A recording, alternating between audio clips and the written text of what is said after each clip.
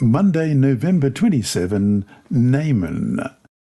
Christ died for all, regardless of their background, wealth, ethnicity, or status. God ceaselessly draws all humanity to himself, including those individuals classed among the powerful non-Christians of the world. As you read in Ellen White's comments in the Acts of the Apostles, page 416, few realize the full meaning of the words that Christ spoke when, in the synagogue at Nazareth, he announced himself as the Anointed One.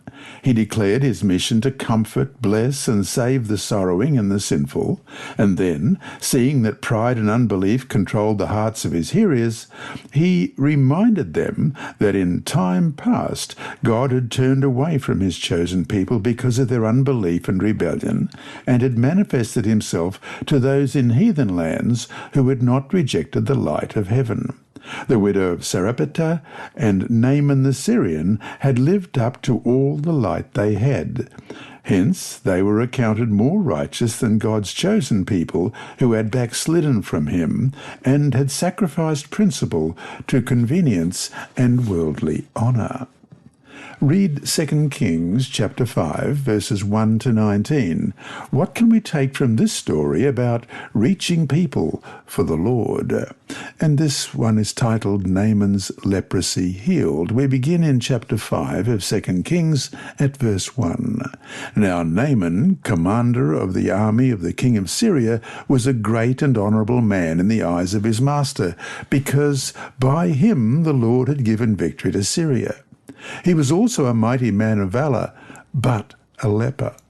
And the Syrians had gone out on raids and had brought back captive a young girl from the land of Israel. She waited on Naaman's wife. Then she said to her mistress, "If only my master were with the prophet who is in Samaria, for he would heal him of his leprosy." And Naaman went in and told his master, saying, "Thus and thus said the girl who was from the land of Israel." Then the king of Syria said, "Go now, and I will send a letter to the king of Israel." So he departed and took with him 10 talents of silver, 6,000 shekels of gold, and 10 changes of clothing. Then he brought the letter to the king of Israel, which said, "Now be advised, when this letter comes to you, that I have sent Naaman my servant to you, that you may heal him of his leprosy." And it happened, when the king of Israel read the letter, that he tore his clothes and said, "Am I God, to kill and make alive, that this man sends a man to me to heal of his leprosy? Therefore please consider and see how he seeks a quarrel with me." So it was, when Elisha, the man of God, heard that the king of Israel had torn his clothes, that he went to the king, saying, "Why have you torn your clothes? Please let him come to me, and he shall know that there is a prophet in Israel." Then Naaman went with his horses and chariot, and he stood at the door of Elisha's house. And Elisha sent a messenger to him, saying, "Go and wash in the Jordan 7 times, and your flesh shall be restored to you, and you shall be clean." But Naaman became furious and went away and said, "Indeed, I said to myself, he will surely come out to me and stand and call on the name of the Lord his God and wave his hand over the place and heal the leprosy. Are not the Abana and the Pharpar, the rivers of Damascus, better than all the waters of Israel? Could I not wash in them and be clean?"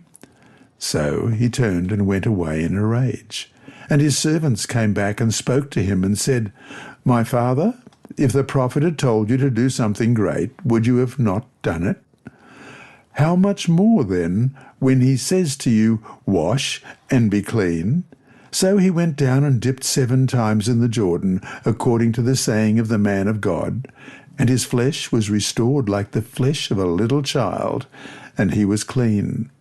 And he returned to the man of God, he and his aides, and came and stood before him and said, "Indeed, I now know that there is no God in all the earth except in Israel.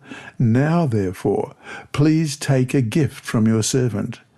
But he said, "As the Lord lives, before whom I stand, I will receive nothing." And he urged him to take it, but he refused.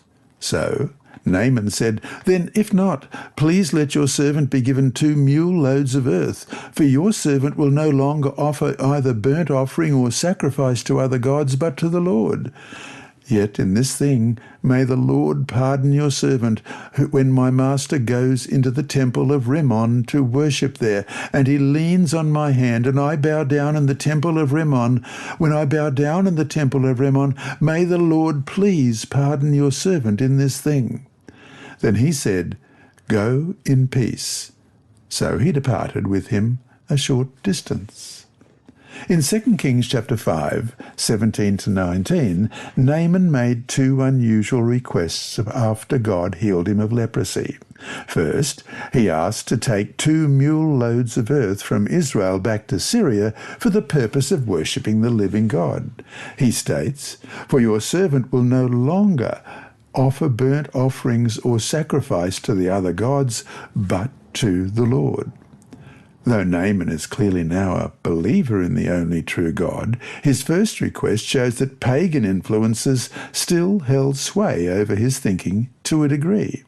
The Syrian commander regarded the God of Israel as a divinity who must be venerated on soil native to that land.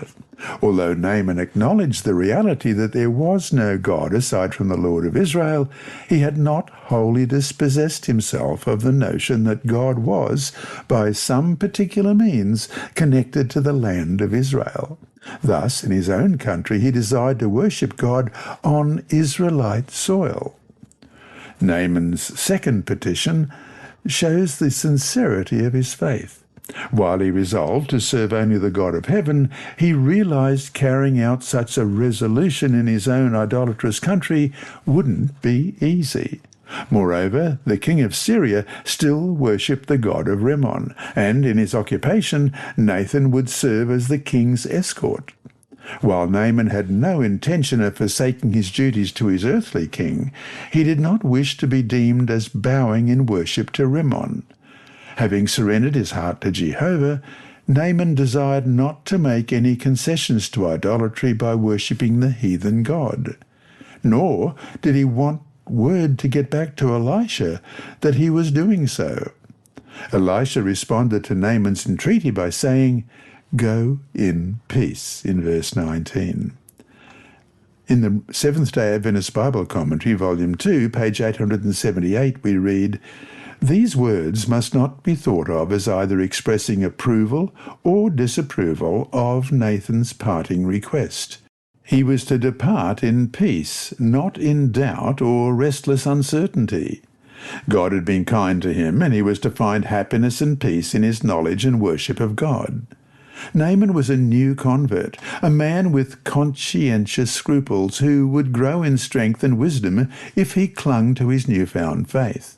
God leads new converts on step by step and knows the appropriate moment in which to call for a reform in a certain matter.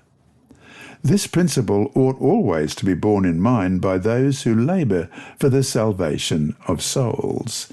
End of quote. And that brings us to the end of today's lesson with these questions. What lessons should we learn from this story about not pushing people too quickly, especially those who come from a non-Christian background? You have been listening to a reading of the Adult Sabbath School lessons by Dr. Percy Harrold and the inside story by his niece Sibylla. Apart from being provided free to those who are visually impaired, these audio lessons are available on the official General Conference Sabbath School and Personal Ministry app, on SoundCloud, Apple iTunes, and also on YouTube. Search for Percy Harrold Sabbath to find all of these. And remembering all the time that God is always faithful.